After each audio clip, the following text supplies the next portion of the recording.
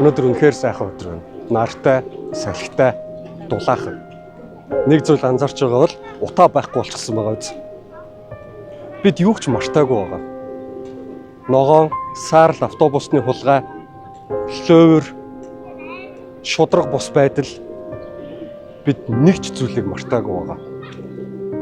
Гэвч өдрөө болгон сонссоор байгаад бүр төжирчж.